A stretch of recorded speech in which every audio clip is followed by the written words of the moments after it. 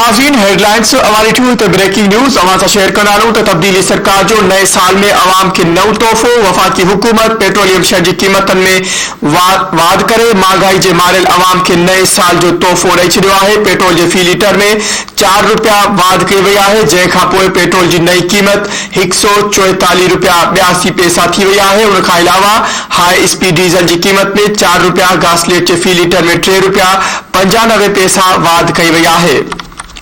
एक बेरो Bihar breaking news के हवाले से अवांखे आगाह कराऊं तो तब्दीली सरकार जो नए साल में अवाम के नौ तोहफो वफाकी हुकूमत पेट्रोलियम शइ जी कीमतुन में वाद करे महंगाई के मारियल अवाम के नए साल जो तोहफो ॾेई छॾियो आहे। पेट्रोल के फी लीटर में 4 रुपया वाद कई वई आहे, जंहिंखां पोइ पेट्रोल की नई कीमत 144 रुपया 42 पैसा थी वई आहे। उनखां अलावा हाई स्पीड डीजल की कीमत में 4 रुपया गासलेट के फी लीटर में 3 रुपया 95 पैसा वाद कई वई आहे।